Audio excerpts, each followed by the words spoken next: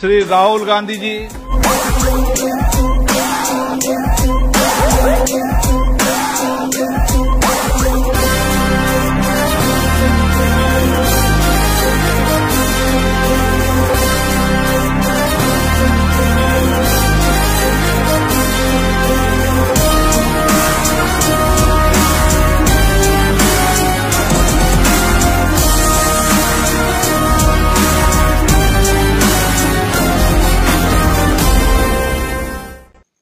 दोस्तों नमस्कार, मैं राधेश्याम। आज के एपिसोड में आपका स्वागत है। सुप्रीम कोर्ट से राहत मिलने के बाद राहुल गांधी की सदस्यता बहाल हुई। मोदी सरनेम के केस को लेकर गुजरात के सूरत जिला अदालत में राहुल गांधी को 2 वर्ष की सजा मिली। उसके बाद वो संसद की सदस्यता से अयोग्य साबित कर दिए गए। गुजरात हाई कोर्ट ने भी वही फैसला बरकरार रखा।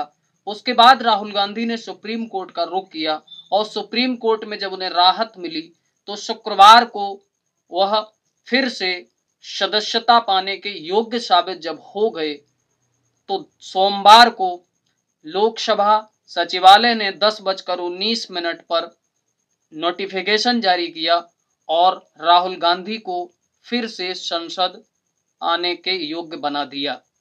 राहुल गांधी आज संसद पहुंचे, लेकिन संसद पहुंचने के बाद जब उन्होंने संसद परिसर में स्थित महात्मा गांधी की प्रतिमा पर पुष्प अर्पित किए और उसके बाद जब सदन में पहुंचे तो सदन हंगामे की भेंट चढ़ गया। तमाम सारे मुद्दों पर विपक्ष हंगामा कर रहा है और सत्ता पक्ष चर्चा नहीं करना चाहती। मानसून सत्र के अधिकतम दिन हंगामे की भेंट चढ़े। सोमवार को भी कुछ ऐसा ही हुआ। जब राहुल गांधी संसद पहुंचे तो विपक्ष मणिपुर सहित तमाम मुद्दों पर हंगामा कर रहा था और सरकार उन मुद्दों पर चर्चा नहीं करना चाहती थी। राहुल गांधी की ऐसे समय पर एंट्री हुई है जब मोदी सरकार अविश्वास प्रस्ताव का सामना कर रही है। अविश्वास प्रस्ताव विपक्ष क्यों लाया, क्या कारण था और मोदी सरकार क्या परिणाम आएंगे इस अविश्वास प्रस्ताव के। आजादी के बाद अब तक कितनी बार अविश्वास प्रस्ताव आया, किस सरकार के खिलाफ सबसे ज्यादा बार अविश्वास प्रस्ताव आया, लोकसभा का कौन वो सांसद है जिसके नाम सबसे ज्यादा बार अविश्वास प्रस्ताव लाने का खिताब है, कौन वो प्रधानमंत्री हैं जिनके नाम सबसे ज्यादा अविश्वास प्रस्ताव का सामना करने का खिताब है। अविश्वास प्रस्ताव कितनी बार चर्चा में आया, कितनी बार ध्वनि मत से गिरा और कितनी सरकारें अविश्वास प्रस्ताव का सामना करते हुए गिरी, इन्हीं सारी बिंदुओं पर आज हम आपसे चर्चा करेंगे।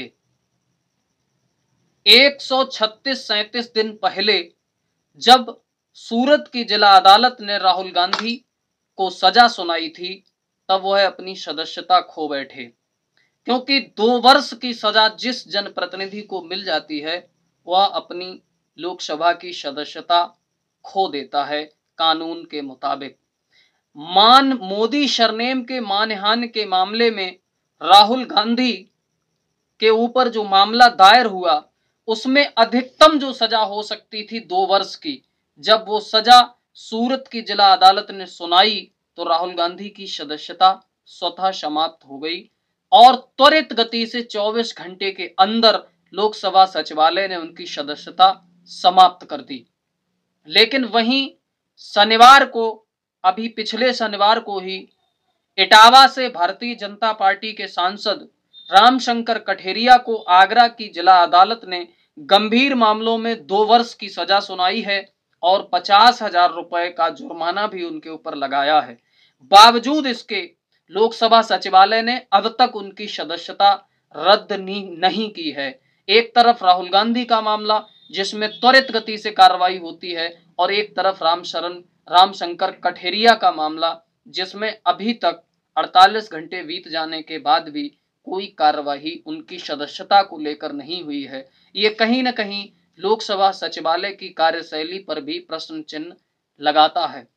बहरहाल सुप्रीम कोर्ट से राहत मिलने के बाद राहुल गांधी 136-37 दिन बाद पुनः लोकसभा पहुंचे और संसद परिसर में बापू की प्रतिमा पर पुष्प अर्पित करने के बाद राहुल गांधी ने जब सदन में कदम रखा तो संसद हंगामे की भेंट चढ़ गया। उसके बाद अविश्वास प्रस्ताव पर चर्चा हम आज इसलिए करेंगे क्योंकि आपका ये जानना बहुत जरूरी है कि प्रचंड बहुमत की भारतीय जनता पार्टी के खिलाफ भी विपक्ष आखिर अविश्वास प्रस्ताव क्यों लाया, उसका कारण क्या है। हम आपको बताना चाहेंगे कि अविश्वास प्रस्ताव जब किसी सरकार के खिलाफ आता है तो अपनी सरकार का विश्वास मत प्रस्तुत करते समय जिस मुद्दे पर अविश्वास प्रस्ताव लाया जाता है उस मुद्दे पर नेता सदन यानी प्रधानमंत्री को बोलना ही पड़ता है। पिछले दिनों से आप सुन रहे होंगे अखबारों में, टेलीविजन पर कि संसद में हंगामा हो रहा है। हंगामा इस बात पर हो रहा है, विपक्ष ये चाहता है कि मणिपुर हिंसा के मुद्दे पर प्रधानमंत्री संसद में अपना वक्तव्य दें, जबकि पूरे मानसून सत्र के दौरान प्रधानमंत्री संसद में नहीं बैठे, संसद नहीं गए और मणिपुर हिंसा पर बोलने से बचते रहे, विपक्ष के लगातार कहने के बावजूद। आपका ध्यान आकर्षित करना चाहता हूं कि इस देश का एक राज्य पिछले 3 महीनों से बुरी तरह हिंसाग्रस्त है। वहां लगभग 65,000 से ज्यादा लोग प्रवासी हो गए हैं, कैंपों में रह रहे हैं और जहां 6,500 से ज्यादा FIR हुई हैं, कई सैकड़ों हत्याएं हुई हैं, सैकड़ों औरतों के साथ सामूहिक रूप से बलात्कार हुआ है। एक समुदाय विशेष के पास ऑटोमेटिक असलाह हैं, वो ऐसे असलाह उनके पास हैं कि सुरक्षा बल भी उनकी फायरिंग पर काबू नहीं पा रहे हैं, जैसा कि टेलीविजन मीडिया पे दिखाया भी गया है पिछले दिनों। बावजूद इसके प्रधानमंत्री मोदी लोकसभा में मणिपुर के मामले पर कुछ भी बोलना नहीं चाहते और विपक्ष लगातार संसद में उनके वक्तव्य की मांग कर रहा है। जब किसी भी तरह से मोदी बोलने को तैयार नहीं हुए तो विपक्ष को मजबूरी में अविश्वास प्रस्ताव लाना पड़ा, क्योंकि जब अविश्वास प्रस्ताव आएगा तो नेता सदन को सदन में उपस्थित होकर अपनी सरकार के पक्ष में जिस मुद्दे पर अविश्वास प्रस्ताव लाया जाता है उस मुद्दे पर बोलना ही पड़ता है। अविश्वास प्रस्ताव लोकसभा की नियम 198 के तहत लोकसभा संहिता प्रक्रिया एवं व्यवहार संबंधी नियम के अंतर्गत लाया जाता है। अविश्वास प्रस्ताव कोई भी लोकसभा का कोई भी निर्वाचित सदस्य ला सकता है, लेकिन जब वो प्रस्ताव अध्यक्ष के समस्त प्रस्तुत किया जाता है तब लोकसभा में मौजूद सदस्यों में से 50 सदस्य खड़े होकर उस अविश्वास प्रस्ताव का जब समर्थन करेंगे तभी वह अविश्वास प्रस्ताव लोकसभा अध्यक्ष स्वीकार करेंगे और उसकी चर्चा का समय निर्धारित करेंगे। जो मोदी सरकार के खिलाफ वर्तमान में अविश्वास प्रस्ताव आया हुआ है, इसकी चर्चा का समय 8 अगस्त से 10 अगस्त तक रखा गया है, यानी 8 अगस्त से 10 अगस्त तक अविश्वास प्रस्ताव पर चर्चा होगी। आजादी के बाद जब अविश्वास प्रस्ताव की नियमावली संविधान में संशोधित कर दी गई, उसके बाद पहली बार अविश्वास प्रस्ताव आया 1963 में। 1962 में भारत चीन से जब युद्ध में पराजित हुआ, उसके बाद अगस्त 1963 में प्रजा सोशलिस्ट पार्टी के सांसद JB कृपलानी पंडित जवाहरलाल नेहरू की प्रचंड बहुमत की सरकार के खिलाफ आजाद हिंदुस्तान में प्रथम बार अविश्वास प्रस्ताव लेकर आए थे। लेकिन अविश्वास प्रस्ताव पर चर्चा हुई, चर्चा के बाद अब वोटिंग हुई, वोटिंग में अविश्वास प्रस्ताव बुरी तरह पराजित हुआ। विपक्ष में 62 वोट पड़े और सरकार के पक्ष में 347 वोट पड़े। लेकिन उस समय भी प्रचंड बहुमत से सत्ता में बैठे पंडित जवाहरलाल नेहरू ने अविश्वास प्रस्ताव पर वो टिप्पणियां नहीं की थीं जो टिप्पणियां आज के समय में की जा रही हैं। उस समय पंडित नेहरू ने अविश्वास प्रस्ताव के संबंध में ये कहा था कि ये बहुत अच्छी बात है, समय समय पर ऐसे परीक्षण होते रहने चाहिए, लोकतंत्र को मजबूती प्रदान करने के लिए ऐसे परीक्षण होने अति आवश्यक हैं। उसके बाद लाल बहादुर शास्त्री जब इस देश के प्रधानमंत्री बने तो उनके कार्यकाल में 3 बार अविश्वास प्रस्ताव लाया गया, लेकिन तीनों बार विपक्ष अविश्वास प्रस्ताव के माध्यम से सरकार नहीं गिरा पाया। लाल बहादुर शास्त्री अपनी सरकार को बचाने में तीनों बार कामयाब साबित हुए। उसके बाद इंदिरा गांधी का कार्यकाल आता है। इंदिरा गांधी के कार्यकाल में सर्वाधिक 15 बार अविश्वास प्रस्ताव आया, लेकिन 15 बार इंदिरा गांधी अपनी सत्ता बचाने में कामयाब रहीं। पूरी अब आजादी से लेकर अब तक के सारे प्रधानमंत्रियों में सबसे ज्यादा बार अविश्वास प्रस्ताव का अगर किसी ने सामना किया तो उस प्रधानमंत्री का नाम है इंदिरा गांधी। और सबसे ज्यादा बार अविश्वास प्रस्ताव लाने वाला अगर कोई संसद सदस्य है तो वो हैं माकपा के सांसद ज्योति बसु, जो 1973 से 1975 के बीच लगातार 4 बार इंदिरा सरकार के खिलाफ अविश्वास प्रस्ताव लाए थे। उसके बाद पहली बार सफलता मिली अविश्वास प्रस्ताव को 1978 में। 1975 में इंदिरा गांधी को जब इलाहाबाद हाईकोर्ट से संसद की सदस्यता से अयोग्य साबित कर दिया गया, उसके बाद इंदिरा सरकार ने देश में आपातकाल घोषित कर दिया। आपातकाल 1977 तक चला। 1977 में जब इंदिरा गांधी ने आपातकाल वापस लिया, देश में आम चुनाव हुए, तो जयप्रकाश नारायण के नेतृत्व में जो जेपी आंदोलन चला था, जनता पार्टी की सरकार बनी, कांग्रेस बुरी तरह हारी, स्वयं इंदिरा गांधी और संजय गांधी को हार का मुंह देखना पड़ा। जनता पार्टी की सरकार बनी, मोरारजी देसाई प्रधानमंत्री बने, लेकिन मोरारजी देसाई के खिलाफ भी उनके कार्यकाल में 2 बार अविश्वास प्रस्ताव आया। पहली बार जब अविश्वास प्रस्ताव आया तो मोरारजी देसाई अपनी सरकार को बचाने में कामयाब रहे, लेकिन जब दूसरी बार अविश्वास प्रस्ताव आया तो मोरारजी देसाई ये भांप गए कि हमारी सरकार के पक्ष में ज्यादा मत नहीं है, लिहाजा अविश्वास प्रस्ताव का सामना करने से पहले ही, यानी वोटिंग से पहले ही मोरारजी देसाई ने ये अपना त्याग पत्र दे दिया।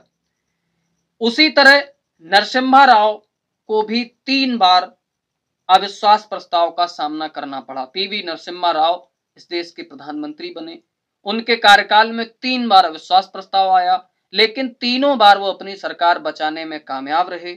लेकिन 1993 में 1993 में जब उन्होंने अपनी सरकार बचाई तो सिर्फ 14 वोट से उनकी सरकार बची थी। उस समय उनके ऊपर झारखंड मुक्ति मोर्चा के सांसदों को प्रलोभन देने का भी आरोप लगा था और ये मामला अदालत तक पहुंचा था। उसके बाद राजीव गांधी के खिलाफ भी अविश्वास प्रस्ताव आया, लेकिन ध्वनि मत से वो अविश्वास प्रस्ताव गिर गया। अविश्वास प्रस्ताव में सरकार गंवाने वाले प्रधानमंत्रियों में 3 लोगों का नाम आता है। उसमें पहले नंबर पर हैं बीपी सिंह यानी विश्वनाथ प्रताप सिंह।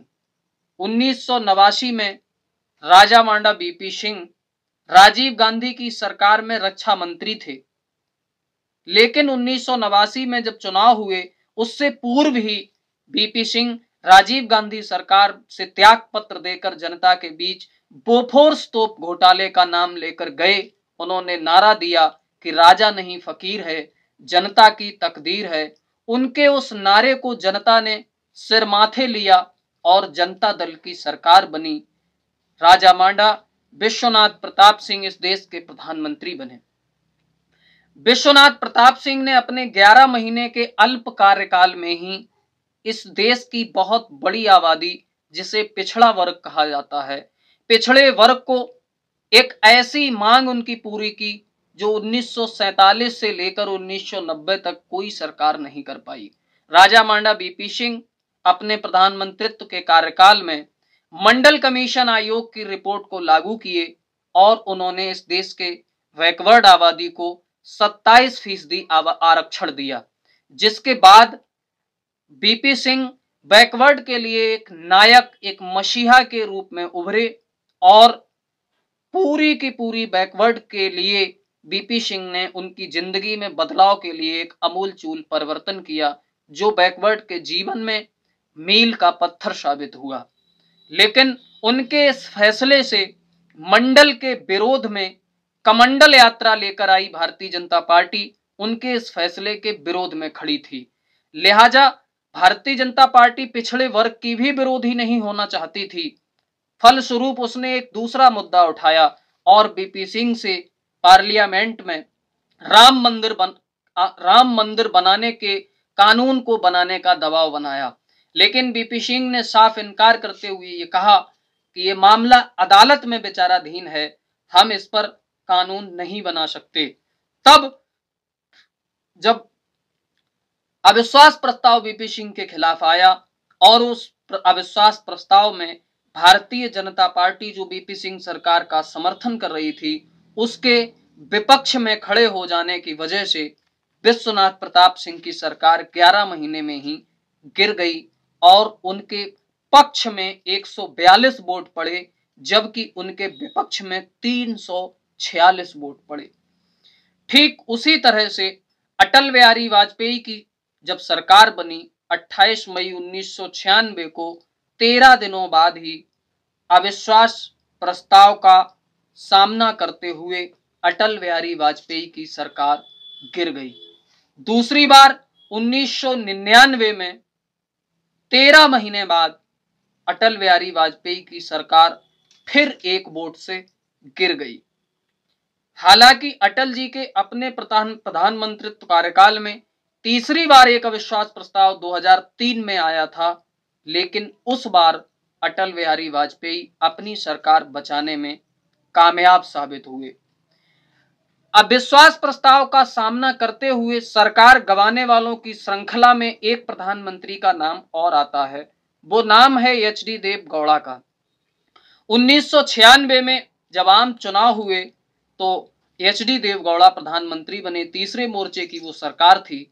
11 अप्रैल 1997 को एचडी देवगौड़ा के खिलाफ जब अविश्वास प्रस्ताव आया तो ये विश्वास मत भी एचडी देवगौड़ा हार गए और उन्हें अपनी सरकार गंवानी पड़ी।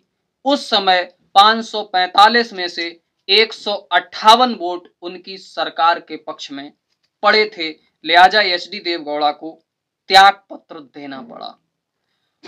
उसी तरह 2008 में मनमोहन सिंह के सरकार में अविश्वास प्रस्ताव आया था।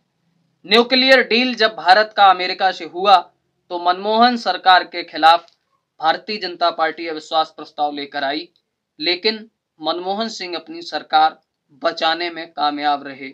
उसके बाद 2018 में नरेंद्र मोदी की सरकार के खिलाफ अविश्वास प्रस्ताव आया, लेकिन प्रचंड बहुमत से सत्ता में पहुंची भारतीय जनता पार्टी और नरेंद्र मोदी अपनी सरकार बचाने में कामयाब रहे। उनके पक्ष में 325 वोट पड़े और विपक्ष में 126 वोट पड़े। अब तक आजाद भारत में 31 बार अविश्वास प्रस्ताव आ चुका था, ये 32वीं बार आया है, लेकिन उन 31 बार में 4 बार ध्वनि मत से अविश्वास प्रस्ताव गिर गया, यानी उस अविश्वास प्रस्ताव के समर्थन में 50 सदस्य खड़े नहीं हुए, लिहाजा वो अविश्वास प्रस्ताव स्वीकार नहीं किया गया। 27 बार अविश्वास प्रस्ताव स्वीकार किया गया, चर्चा हुई और अब 28वें बार 8 अगस्त से 10 अगस्त तक इस लाए गए अविश्वास प्रस्ताव पर चर्चा होनी है।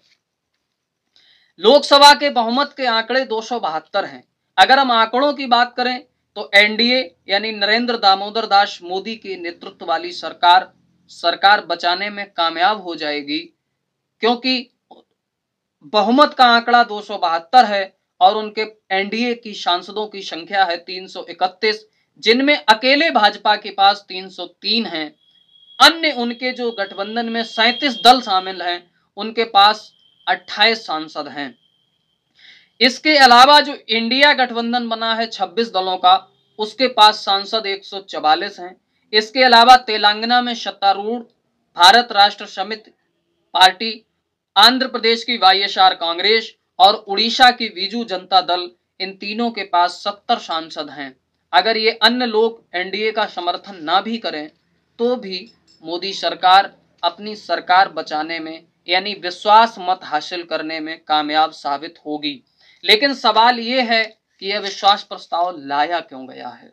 यह विश्वास प्रस्ताव इसलिए लाया गया है कि मणिपुर के मामले पर प्रधानमंत्री मोदी अपनी चुप्पी तोड़ें, अपना वक्तव्य देश की लोकसभा में देश की जनता के सामने रखें और ये बताएं कि डबल इंजन की गाड़ी होने के बावजूद भी मणिपुर की महिलाओं की अस्मिता को किसने कुचला। जिस मणिपुर के बारे में देश की सर्वोच्च अदालत के मुख्य न्यायाधीश ये कह चुके हैं कि पिछले 3 महीने में मणिपुर में कानून नाम की कोई चीज नहीं थी, वहां रूल ऑफ लॉ डैमेज हुआ है। देखना होगा कि इस अविश्वास प्रस्ताव के बाद मोदी सरकार मणिपुर पर क्या वक्तव्य रखती है, विपक्ष का क्या एक्शन होता है, सरकार का क्या रिएक्शन होता है। इन्हीं सारी चीजों पर हम नजर बनाए रहेंगे। अगली बातें अगले एपिसोड में आपको मिलेंगी। तब तक के लिए इजाजत दीजिए। बहुत बहुत शुक्रिया, बहुत बहुत नमस्कार। हमारा निवेदन है कि हमारा ये वीडियो अगर आपको पसंद आया है तो इस वीडियो को लाइक करिए, शेयर करिए, कमेंट करके अपनी प्रतिक्रिया दीजिए। और अगर हमारा चैनल आपने अब तक सब्सक्राइब नहीं किया है तो कृपया हमारे चैनल को सब्सक्राइब करें, बेल आइकन दबाएं ताकि आपको जो भी अगला एपिसोड बने वो सबसे पहले मिले। बहुत बहुत धन्यवाद, बहुत बहुत शुक्रिया, नमस्कार।